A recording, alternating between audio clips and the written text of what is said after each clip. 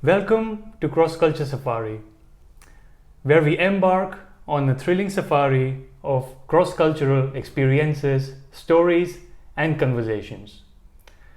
On this episode, I have a really interesting person joining us on this conversation who I met not that long back. We were both extras on an ad shoot in the Netherlands, and we both have passion for acting and just for being in the media in general. Just grab your virtual passport and join us into this conversation. And with that, I'd like to welcome Eddie. Welcome on the show. Hi. Hi. Nice to have you again on the show, I would say. Yeah, again. Second time is a charm. Yeah, definitely. Definitely. Yeah. And every time, I really enjoy our conversations, and I see that we are quite like-minded in the topics. In a lot of topics, the way we think about it,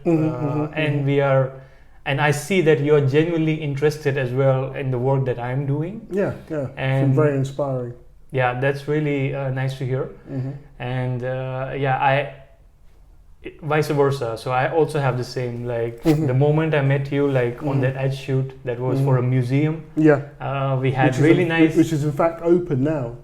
It's open now. It was on the 20th. It's a museum in Apeldoorn. Paleis het Loo, is it? Yeah, the former hunting lodge of the Dutch royal family. And they made a museum in the basement there.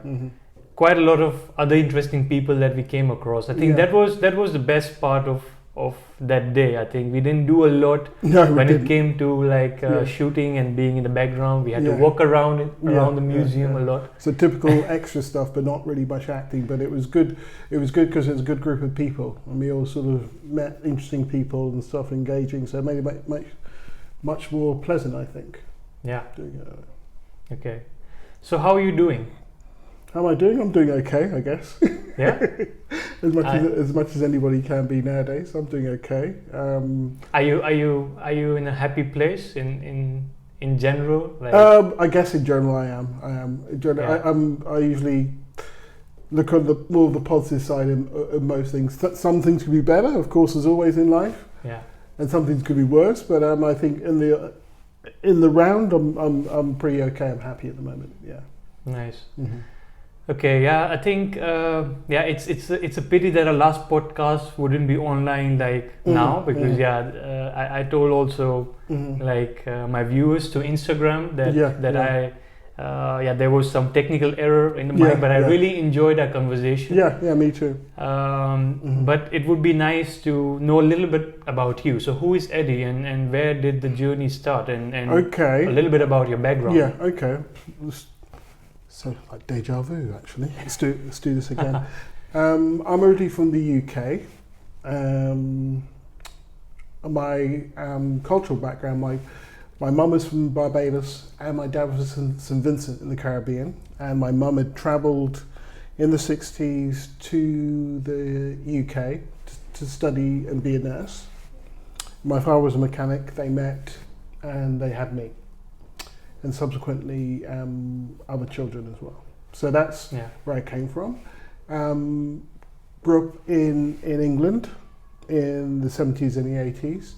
And then I moved to New York kind of like in the 90s because I had a really good friend who lived there. But also my sister, I have two sisters, my younger sister lived there.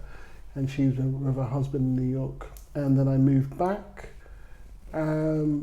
Met my Dutch partner, former Dutch partner, who's the mother of my child, in the UK, and we were together quite a long time, and then we moved over here. So then I'm in the Netherlands. A lot of moving around. Yeah, definitely. Yeah. So a little bit of cross-cultural stuff. Right. Yeah, it comes with a lot of positives because you have seen a lot from different cultures. But how was it growing up in England in the 70s and 80s for you?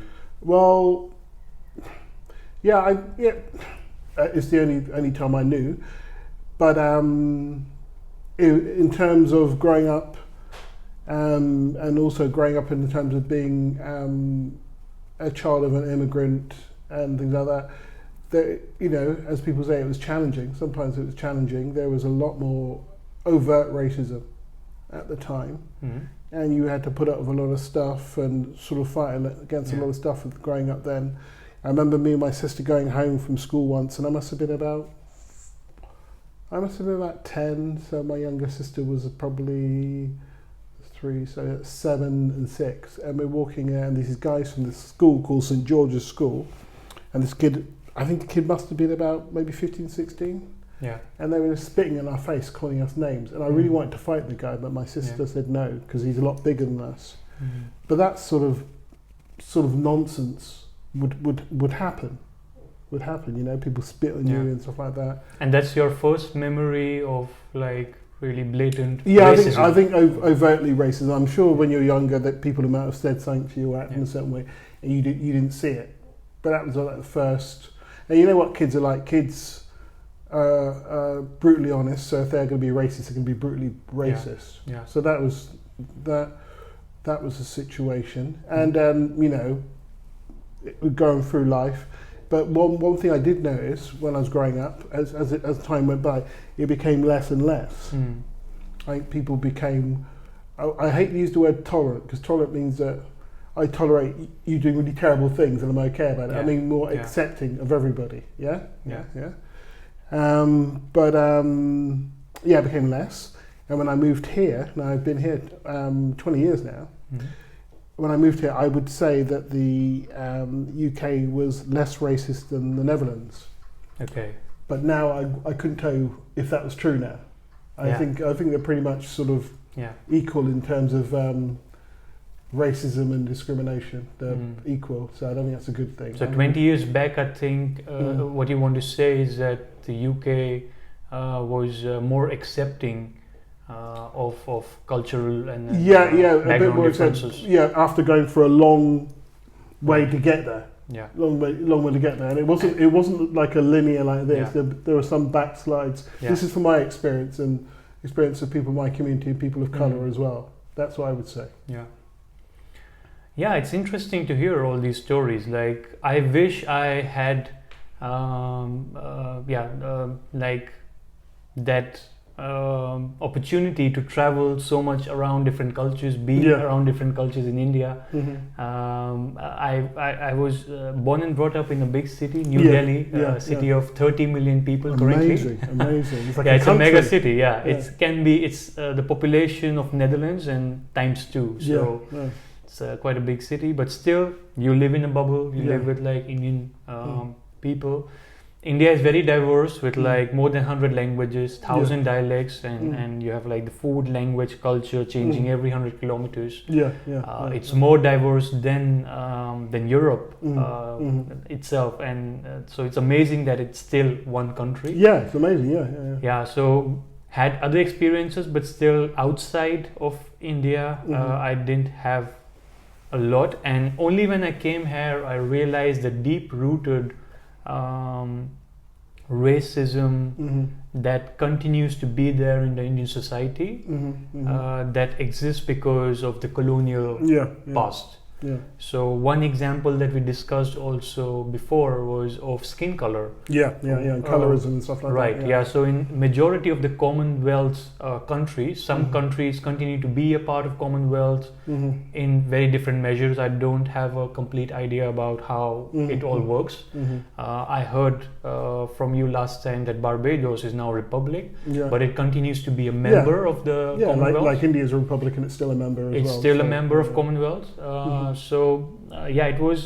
It was a bit. I realized it after I moved to the Netherlands, where I came for my master's, that why in India there's so much bias against or preference for people with lighter skin color in general. So you have like a whole industry beauty industry that has come up to lighten people's skin color, and you discuss the same as well, like in Africa and places and in the black community in general. It's the same in Indian community as well. So I call it as a colonial hangover. I think I call it more black. I call it sort of internalized racism. You've taken on the racist attitude of the people who were in charge of you, Yeah. and it's seeped into you mentally because it makes people feel that they're not worth so much. Yeah. The closer they get to the color of the people who are running things, Yeah. the better it is to them. So yeah, Right. these are really sort of long hangovers from these sort of things, and Yeah. it's psychological, isn't it? You know what I mean? It is, yeah. Mm-hmm. And I would say, like, I was not like particularly involved with these topics before the Black Lives Matter movement. Yeah. So I think that movement really helped me open my mind towards the issues also of a different community than mine. Yeah. Because I could recognize the pain that they would feel if something like that happens to them. And also I watched quite a lot of movies before, but it was generally India, England, colonialism, and the racism against Indian people in the past. Yeah. And also currently, like, you have cases in Australia where you have like Indian students Yeah, I heard about that. beaten to yeah. death. In the US, it happens also now and then. Mm-hmm. I would say it's not as bad as the black community, but again, we come to the different shades of racism and how it is. We discussed like the introduction of the Indian migrant laborers in Barbados last time. We'll come to that in a while. But before that, the most interesting part, I would say that I learned about is a doll test. Do you know about that? No, I don't. Yeah, it's a test. It's a psychological test for small children. So children who really cannot think for themselves at the moment, and then you place them in a room with like dolls of different colors. So black doll, slightly colored doll, brown or white one, and you let them play with them and ask them questions like about friendship and about which doll do you think is a prince, or which doll is a good person and which doll is a bad person, which doll do you think is more likely to commit a crime.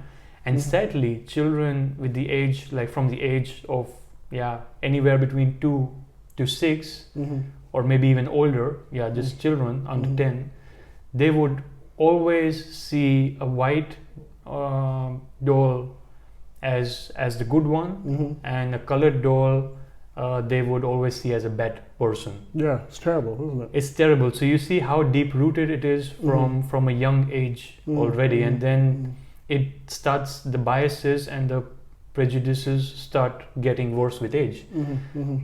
That was an eye opener for me as well. And the worst part is that it's not only white children who like said that they would not prefer to be friends with the black doll.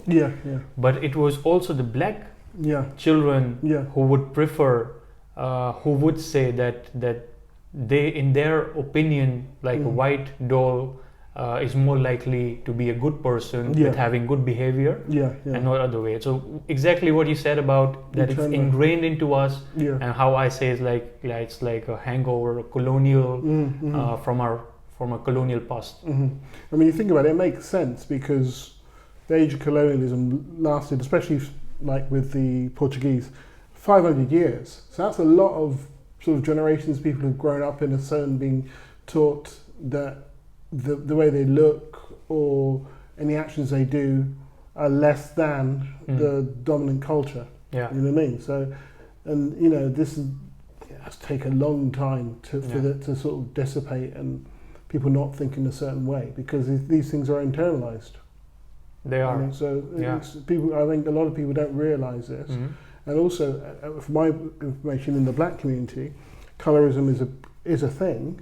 But it's almost internal, because black people don't like talking about it, because we're all black people, we're all for one. But within, you know, it's like a dirty little secret within it. The colorism is there, of course. It is there.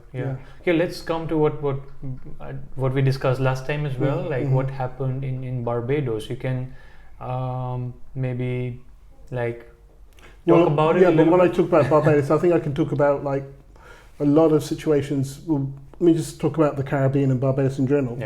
About after slavery, and about so which era, which we're talking. So slavery was in the British Empire, abolished in I think 1836 or 1837, yeah?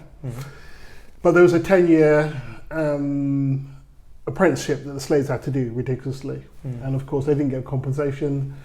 The slave owners got compensation, and as you know, only recently the government finished paying them back for this ridiculous amount of compensation. That's another story. But what they did is now they wanted cheap labour. And also, because the colonial system was a hierarchical system, they didn't like the fact that free blacks were then going into sort of like commerce and stuff like this. And they were sort of making money, and they still wanted to have a kind of like a strata of them being in control. So they imported Indian workers and people from India all over the Caribbean, also in Suriname as well, the Dutch areas as well, to be almost like a buffer between them and the blacks. So this buffer would be not white, so they wouldn't be on the same level as the whites, but they're not black. And these people would sort of, because they're quite industrious, would be like the shopkeepers, the business owners, and they'd be that create strata. a different class of people Exactly. to keep the black people oppressed. And also then it turns the black people's resentment onto these people, not the white people. You see what I mean? As you said before, divide and conquer. So the black people despise these people coming in here and controlling economic for them, and then the Indians or the people from the subcontinent despise them because they're lower. Like, we're above you. You know, you're idiots. We're doing this for you, sort of thing. And then you have the whites that are keeping both communities down. So it's very, very insidious, and as you said before, divide and rule. That concept I know from my history back in India. Like you're a history enthusiast. I was as well when I was young, but I was more involved with the colonial past. And I think there could be more. There I think has to be a change in the syllabus, like what we are taught at school, because I think the board of control of like the education board in India. Also a lot of like topics that they talk about are from the colonial era, and they are in a way that they make Indians feel ashamed of the history, which should not be, because of course like what happened in the colonial era and before, like also with the Mughals when they came to India, it's bad, but India has a rich history that dates back thousands of years. It's an ancient civilization. A lot of like they were ahead in a lot of things from a long time, like for example and stuff like that. The invention of zero comes from India. The Arabs would maybe not agree. There like some talks about it, but the birthplace of yoga, for example, about gravity, for example, was the concept was already talked about in India thousands of years before Einstein did, before Newton, before that apple fell on his head. There are documented facts that in India there were talks about this, there were talks about different galaxies. There was already established that Earth is not the center of the universe. We are the ones who are revolving around the sun. And these things are already there, but unfortunately not discussed a lot, like in Indian education system. I think a lot has to change in that way.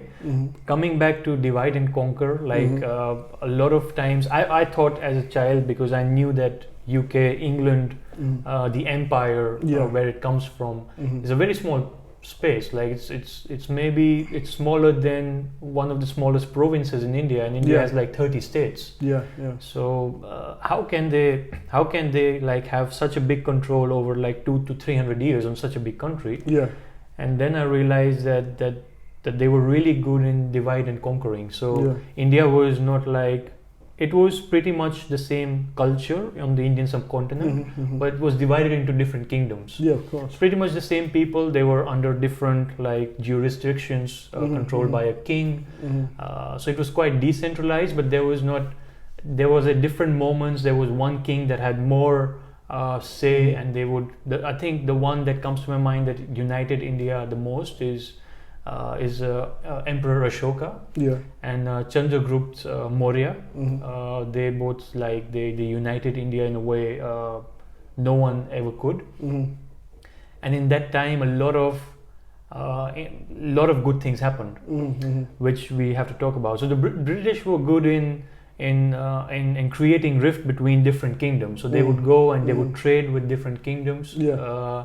They would just come as traders. They would say, okay, we have something to offer. We would want to like trade with you. Mm-hmm. And slowly they started to exert their power and influence Yeah. by making like it was a game of Monopoly. Yeah. If you have ever played that board game, yeah, it was just definitely. like that, and they were really good at that. Mm-hmm. Mm-hmm. They took advantage of it. Can I ask you one thing? Yeah. In that period, was there when the British came, when it took 100 years when they came, not just the British, the French, the Portuguese, everybody came.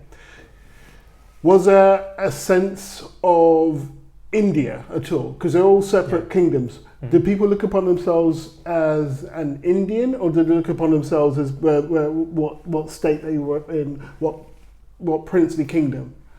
There was not really a concept of India, but those people were always pretty similar to each other in many ways.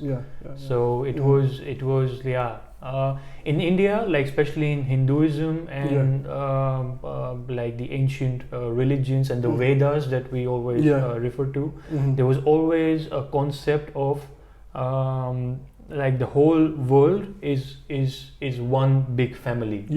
And that concept always keeps coming back. It's in Hindi. It's called it's a Sanskrit word, Vasudev Kutum, something like that. That means like the whole world is one big family. So that concept was always there. So people didn't look each other as like someone different.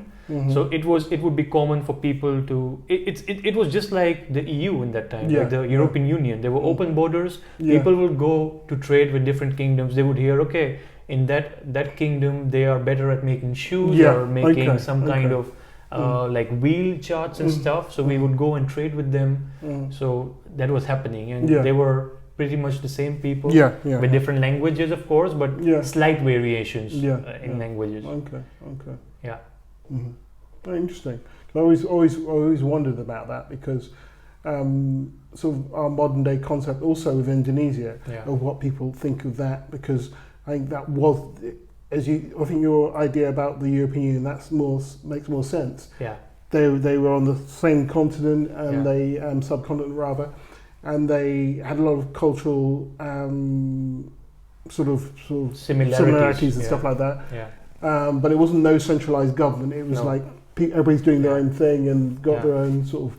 That makes more sense. How was it in Africa? Because you have not spent time in Africa, of course. No, I haven't. But what I did when I was at school, I did sort of African history as part of my O level, and I basically did a lot of research myself on those sort of things. So starting with just below Egypt, the Kingdom of Kush, and also the Nubian kingdoms. People don't realise there are actually more pyramids in Nubia, which is Sudan, that sort of area, than in Egypt. And how they were basically, before the other kingdoms of Egypt rose, they were big kingdoms and strong kingdoms of that. And also if you go over to the western side of Africa, you have all these big kingdoms, the Kingdom of Benin as well, and the Ashantis. So all these different things were going on when the Europeans, mostly when the Portuguese arrived in West Africa, they did. And there were different sort of things that were going on. There were kingdoms of Muslim influence as well.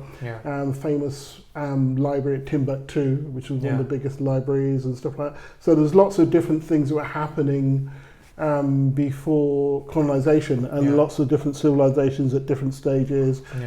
Also civilizations that went and disappeared, like in Zimbabwe. Great Zimbabwe, they discovered these big cities with these massive stones, And at the time when this is discovered in the 1930s, the Europeans couldn't believe that Africans could build this. Yeah. They made all these different things, like saying that people come. So they had their own Wakanda. Yeah. Black Like people came. They say people came from. People. There must be Europeans coming, or people from Israel. Yeah. All the different sort of ideas came about because they couldn't believe that that people could do this. So there's all these different things going on, and in terms of the colonization of Africa, it was done by stealth. Apart from, I'd say the big impetus is when Europe was at peace after the Franco-Prussian War. After when Germany became unified, and that's when they really accelerated in terms of colonialism. France took a lot of North Africa, which is closest to it from across the Mediterranean. Spain had little bits of Africa as well that was close to them. Sort of Britain sort of took over the Cape Colony in South Africa, plus places of West Africa as well. So it was a stealth. The only two areas, of course, weren't colonized. One was, funny enough, Liberia, which was one set up by the Americans for former slaves, but that was also problematic, and also Ethiopia. They retained their they were the only ones. Who retained their independence. So these countries were all doing their own things, and nations, and before things. So African history doesn't begin with colonization. It's part of it, just like Indian history doesn't begin with colonization. No, a lot of stuff was happening before that. It's a pity that we don't talk about this. Like, all this is also really eye-opening for me. I would want to dive more deep into ancient African civilizations, for example, like how they were, because it's really sad that it's not talked about the way and the attention that it should get. A lot of focus is on modern history. Somewhere we just forget like our past. But the thing is, the thing with history is political as well. If people don't know about certain things, it's not because people don't know about it. It's generally political. The story. Every country has a story about themselves and how it is formed and what the people are like. And if there's something that comes up that deviates from that or shows a negative thing, people generally say, let's not talk about this. Let's put it on the rug under the rug. And in terms of what was happening in India and also other countries that that were colonized, the narrative would be that you would not. Why would you say about all the great things they did or what was going on before you arrived? Because you're coming to make things, in your opinion, better. So you would always denigrate what happened afterwards, and when that gets into the educational system, even now into these countries, that this comes about. I don't know quite at the moment, up to date. I know a guy from Ghana. I will actually talk to him about this, about if I'm sure now they do talk about these things now. But I think under colonialism and stuff like that, even people there didn't really sort of know what was going on and what had gone before and stuff like that. So I think history can be selective in terms of what people want to remember and what makes them look good and what makes them look bad. Education in general, I think there's a lot to be done to decolonize it and to diversify and include a lot of these stories that are forgotten. Forgotten, like people from the past, events, and try to not just like being looking in a tunnel vision. At the moment, I don't know if people know this, but there's a Netflix special at the moment about Egypt. Oh, nice. How's it called? I just saw it the other day, flashed by. It's basically about Cleopatra. Cleopatra. And it was done by Jada Pinkett Smith, Will Smith's wife, famous slap woman. Anyway, in this, she depicts Cleopatra as a black woman, and there's a great furore about this because they say, of course, Cleopatra, she came from Macedonian stock from Egypt, from Greece, northern Macedonia, because all that part of the world was conquered by the Alexander the Great and his armies, the Ptolemy family. Oh yeah. And then that she wouldn't have been black. She would have been sort of Greek, kind of Middle Eastern sort of thing. Yeah. So there, people are very angry about it. But the thing is, what I find it quite amazing about people's anger is they seem quite easily okay when there was a film coming out called The Gods of Egypt. Yeah. Where everybody in the film were from British backgrounds, and they're white people, and they're playing Egyptians. If you're saying that her depiction of Cleopatra as a black woman is wrong, they seem to have no problem with white people playing Egyptians. So it seems to be a bit of a double standard. So every time, and it's only recently now that people of colour have been able to make inroads into media. That is wrong, and people get very upset about it. Yeah. But we're all supposed to swallow the fact that they would black up or brown up or to play other ones. I was really surprised. So it seems a bit of a sort of like they're angry about something too much. Like it takes it like it seems very ridiculous. Yeah, and the famous movie about Gandhi. It was a white guy playing that. Ben Kingsley played. But I thought Ben Kingsley was partly of Indian descent. Okay, I don't know. Yeah, maybe he is, but he looks very like. They had to like darken his face. Yeah. Darken his face. But he is of Indian descent, partly Indian descent. I think he's half Indian or something like that. So yeah. Yeah, there's a lot of talk about it, like to portray people or give chances to people from communities when these roles are up for like there's auditions going on. In Bollywood, there has been talks about giving chances to people with a disability. Yeah. But you still see. There's the same people. They just act to be either blind or deaf or there are like many different shades of disability, and you kind of don't give chances to the right people who are there and who are waiting for those chances to portray them as in those roles. So you have in India there are recently also many movies about like women of darker skin tone and the troubles that they face in society. Again, a colonial hangover. They have sometimes problems when in rural areas there's still system of arranged marriage, and when they get like they have difficulties finding a groom if the woman is not like light enough. That's blatant racism. They write down, they just put it out in newspaper articles that we are looking for a fair-skinned girl for our family, and that's the number one quality, and then education, and then the rest follows. So you see how she could be a terrible person. And just if she is like lighter skinned, that's okay. She can be she can beat us. She can that's fine, but she has to be light skinned, and that's terrible. Like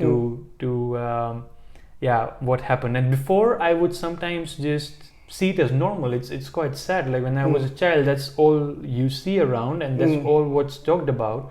Even with members of the family, it would be difficult sometimes to have these conversations. And I realized that it's not only just a middle class family in India who was going through it, but I saw then the documentary of Harry and Meghan, and I saw like even in the royal family till date, like there was a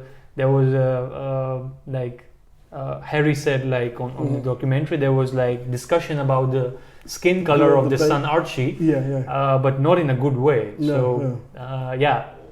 You see where it's coming from. So it's all attached to the empire, to the colonial era, and it still plays out in the Indian society. So if you have in India, my wife is Dutch and she's native Dutch. When we go to India, and I have seen it generally as well with white people, people have this mentality that they are superior, and they would, of course, they would want to make money out of them as well, but they would always give them preferential treatment, so they would not have to go into queues and line up or stuff. And you've noticed that happens with your wife, It happens, yeah. Yeah, So okay. I see it affecting our lives as well in India. Like there are tourists around and they want to go on picture with her separately, and then I feel like left out. I think yeah, just leave her alone. And it's quite double. Like I don't know how to react in those situations.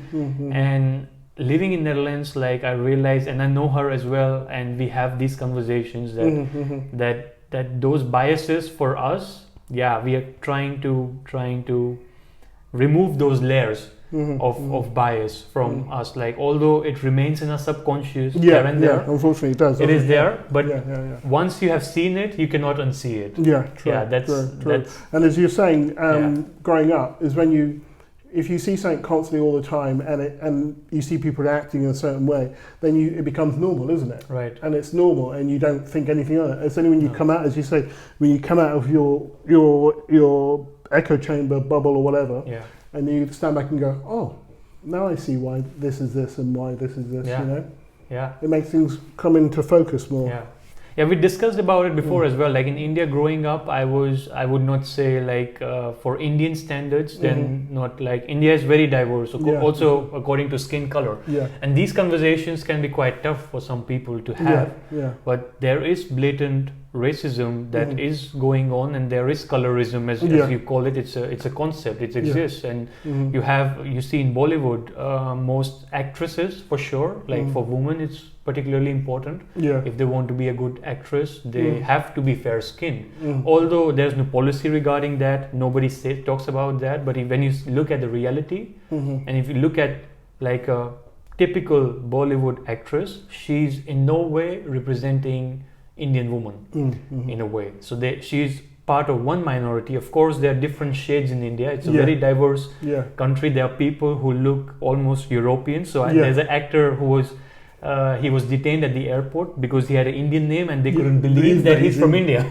Because he was too white to be Indian.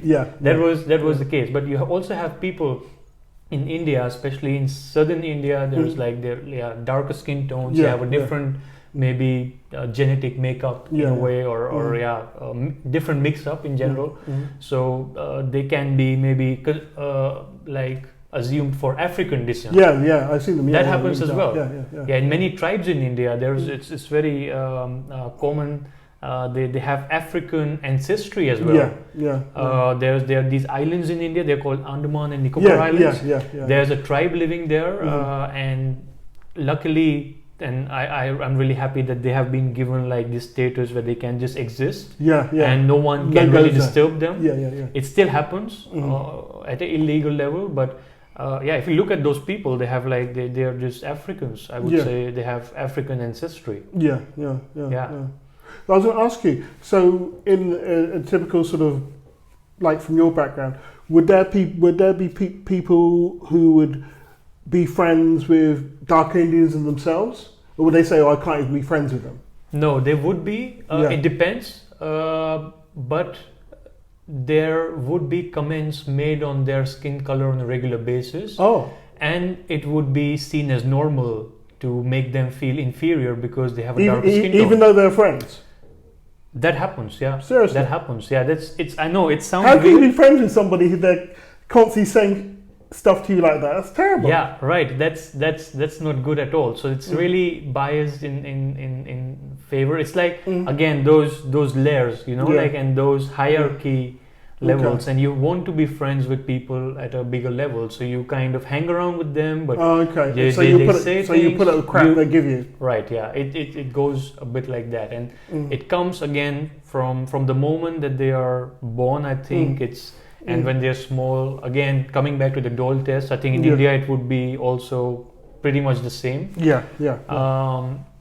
I have seen myself also quite some racism against people of African communities.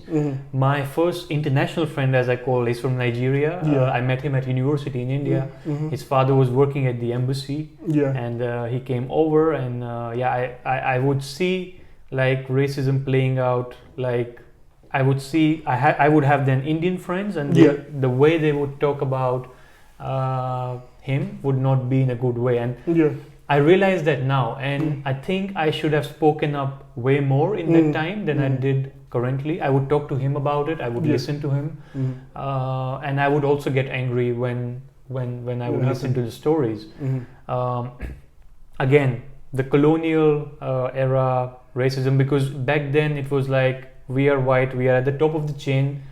You are pretty low, and you are like kind of like our workers, slaves, you name it. And you just cannot be us, because we are fair skinned, you're darker skinned. It's still at play even after, I think, almost 70 years of independence. Exactly. That worries me. It's going in the right direction, but still a lot of work has to be done. True. And also people need to see that it is a problem, because what you seem to have a lot of time is, if it doesn't affect them, then it sees no problem. Right. Like a lot, like we discussed about in terms of people, white people, how they can see ghosts, they can see this, they can see UFOs, but they can't see racism. And it's more to do with the fact that if it doesn't affect you, then you wouldn't see it, would you? No. Yeah, that's right. And I see it as a funny part that in India I saw this play out, and I was somewhere in the middle, like for some people not too light enough, for some people not dark enough. Like it was always a battle. But in Netherlands, I would say, as you mentioned as well, like in the last 20 years, a lot of things have changed. I never had like a negative comment about my skin color from anyone, like be it on the street or anywhere. Although because of the colonial history that continues to happen in India still, there's a lot of change happening, so we have to recognize that. In India it's changing as well.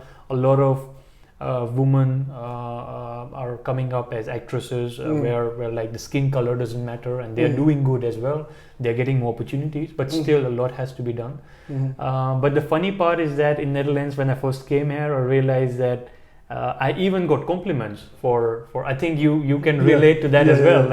Especially like native Dutch, they would want to have my skin color in a way, or they would want to go on vacations, and they would talk about at work about, oh, look at my tan, I was like at a vacation on the beach and I got this much darker, and they would compare that, and I would be that would really amaze me. It's strange, isn't it? It's strange. It is, yeah.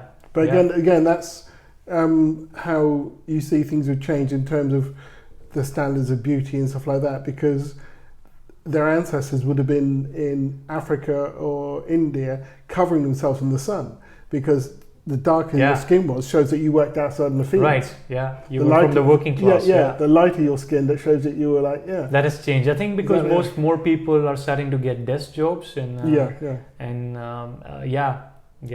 and also because there's so much show that you went abroad. You had the money, sign of wealth, to go and do this. It's a sign of wealth nowadays. Before it was not, but now it is. Just like in the old days, being fat and rich was good, because you're fat, it means you could afford the food. You're well fed. Now it's the other way around, where the rich people want to be skinny. Right. And the fat people are the poor people. Because of the poor diet so things seem to they flip around, don't they? In terms of what people think is sort of cultural acceptable norms and stuff like that. We talked a lot about like this topic. It's a sensitive topic. I like to talk about sensitive topics like on this podcast about racism, discrimination, colonialism in general. Let's move to acting. Although there will be shades about it before as well. What interested you? Why did you get into acting? And one more question: what are the challenges and opportunities you see as a black man trying to be an actor in the Netherlands? Okay, well, I got into acting because I really see myself as a creative. I used to be an illustrator, digital illustrator, for many years. I used to work for newspapers, magazines, those sort of things.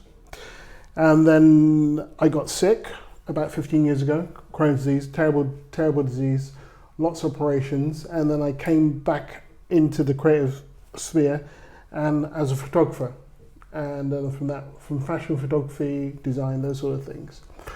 So I was always used to being a creative person and showing my creative skills, but also I like enjoying making people laugh, having a good time, those sort of things. I'd say a very outgoing person. That's why I did this. Yeah. Not shy. I like talking, as you know. Yeah. So just when the pandemic started, there was opportunities when we had those tiny periods where they opened the window and we all ran outside, hey, they closed it again. And there were a lot of stuff that was going on in terms of being extras, but also little acting jobs. And then I applied for them, and it seemed to steamroller and got bigger and bigger jobs. And it seemed to go really, really well. And then I made a decision 18 months ago to sort of like do this professionally. So I took on a creative coach, a former actress, but also casting director, which I thought was very important. So she would give you insight of what people are looking for, and also to help me sort of the basis of acting. So that's how I got into it, and that's how I'm pursuing it now. In terms of how I see my development, you know, I wanna go as far as I can in terms of this, from TV to films and stuff like that. Would we see you on Netflix in the coming years? Well, I hope so. I hope so. I hope so. Netflix or whatever, or even the big screen. That would be what I would want to do. I think, to be honest, because we talked before about the Black Lives Matter and the George Floyd things, there are much more opportunities in the sort of short term when I started, because people want a more diverse looking thing, either an ad or a TV or whatever. A lot of change happened, I think. You could be, there's two ways of looking at it. It could be a way of looking at it as maybe some producers and some people have been doing it as like cosmetic, like oh god, we must have somebody of color in this sort of thing, or some people are actually making a real commitment to change or whatever. But I don't care. No. It's giving people opportunities and grab it hold, because beforehand the opportunities were not so much, and now you can grab hold of them and do with it what you can. So that's what the way I look on it, and challenges for me acting, but I think the biggest challenge for me acting, if I was acting here, it'd be more so that my although I've lived here all this time, my level of Dutch isn't that great. So I'm more restricted to playing English speaking characters, which there are a lot of them around. So I would say that would be the case. And also I think paradoxically, because I'm a black English speaker, I have something extra to add to the market in the Netherlands. Because I'm an oddity. It's a small group. Yeah, exactly. And if you and it's all about getting your niche. And if I get my niche right, then it could work as a positive thing for me. You know what I mean? And do you have plans to go to New York in the coming years? That's where all the English big like you. Definitely a sort of a big sort. You know, I'd love to. I've lived in New York briefly myself, and I have a sister who lives there. But definitely, I would like to go there. A lot of British actors who can master the American accent. Because my coaches also, we're talking about American accent, me trying to do a good American accent and stuff like that. Who's your favorite actor in general? Let's not get into honestly I wanted to ask you who's your favorite like black actor, but just in general, who you take inspiration from. I like Denzel Washington. I think he's a really great actor. I like him. I like Robert De Niro, really great actor, and more contemporary, similar age, Idris Elba. I like his story, how he came up and stuff like that. So I think they're really good actors. They're quite actors who can play kind of like any roles. Sort of action, serious, emotional.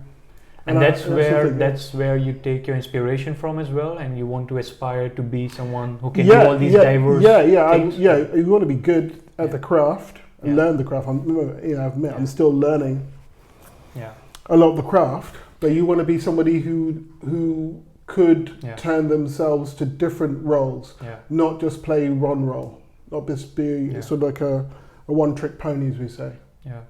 In your short then learning experience till now, but you have a lot bigger like life experience as well. What would be one tip you would give to a budding actor from what you have learned till now? I just say try. Just as that word, try. Yeah. You never know. You try, and try to position yourself. Try to speak to the right people. Yeah. Try different things. Literally just try. Mm. Definitely, I'd say that'd be the most positive thing to say, and not just in acting, I think in anything as well. Because I know this podcast has a audience in India of younger people, and I'd say try different things. I hope that, but you never know. Like if you're on YouTube, you're like you're everywhere. Yeah. So I I still have to figure out who my real audience is going to be. But the main idea was just young people in India, because I can recognize like myself there being there. But I think in general in any country who have not really, who want to learn about other cultures, but they don't have the opportunity to do so. They don't have the means to travel by themselves, go backpacking around. I find myself really lucky to be able to come here to the Netherlands. I have my parents to thank for that. But also the opportunity to travel this much already. Although the whole world is still open. I've seen maybe a tiny percentage of what is out there. But you cannot see it all. Although I want to, and I want to learn and interact with as many cultures as possible. So let's see, what kind of audience would be interested in this. Interests me. I'd watch it. Even if me on there, I'd watch it. Definitely. Nice. So how do you have some, like, just imagine that you get some nice shows, you can feature in some movies and stuff. Do you also are there some particular topics that you would rather want to be in compared to the others? Like what kind of filmmaking do you want to see happening in future? Well, at the moment, of course, I don't want to restrict myself at the moment because it's a journey, and the more I know and the more roles I play, the better. I think ultimately anybody who's doing something creative, and acting, is a creative language, is something that holds dear to a story that has meaning. It could be a fictional story, or it could be based on reality, but something that makes people think when they leave the cinema or turn the TV off or whatever. They think about it. I like making people laugh. That's great as well. But it's nice to sort of, whatever story you're portraying and whatever character you're portraying is for that time when people are viewing it. Of course, you suspend belief when you're viewing this because this person isn't the person. But to have to inhabit a narrative that is greater than yourself, and makes a big impact on people's life and the way they think. And I think that's would be the best.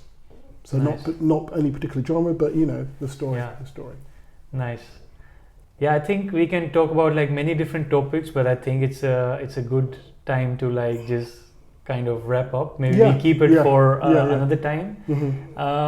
In short, maybe you can talk about some interesting experiences growing up in a multicultural household. So you said your mother from Barbados, father from St. Vincent, growing up in England and now being 20 years in the Netherlands.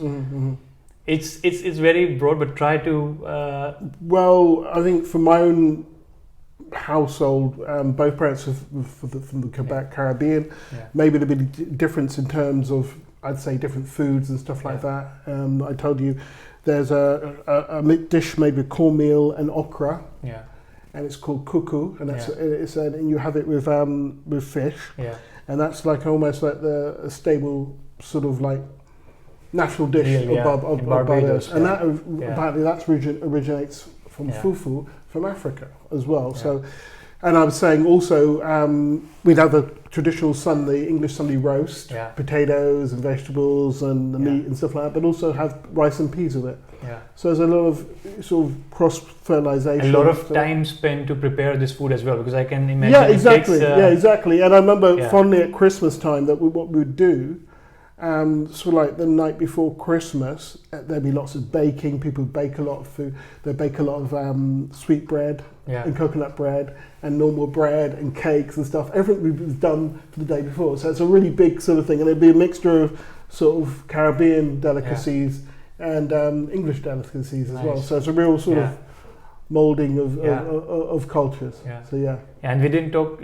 Last time we talked about also national heroes. You mentioned I mentioned Rihanna, but you mentioned Garfield Sobers, and that's for my mum. So I said every time we talked about famous Bajans, my mum would talk about it. For people who don't know, like if you're watching in India, like you know Garfield Sobers is like one of the most famous cricketers of all time from the West Indies, coming from Barbados. And then you have like all these famous fast bowlers from the 80s and the 90s, like Malcolm Marshall, Joel Gardner, and all. I'm from a different generation, so I know then other famous cricketers. Like coming from India, like it's very unlikely that you don't have a passion for cricket, especially being a guy. I always had that, played that as well. You don't have like that. Well, I played cricket at school. With cricket for me, I always enjoyed playing it more than watching it. I found watching it really boring. To be honest, especially Test cricket. Also, really the shorter versions, the T20s and the IPLs. And well, that was later when I was when I was at school. It's more the longer version. I found it really boring, but I do enjoy it, and it's. I think it also comes in. It's the only sport that Indians really take seriously, don't they? If you're a kid growing up in India, you say you want to be a football player, your parents will say, what? But if you say you want to be a cricketer, you're going to cricket. That's the only sport you're allowed, isn't it? That they take seriously. Sort of thing. So and that's the only thing I would say that is a positive. From the English that we took over. it's a sport they left behind. Tell them that. That's why England haven't won a World Cup all that time. There's a they go to the world rugby, cricket, and football, and then they end up becoming not so good, and everybody else that they gave it to became better than they are.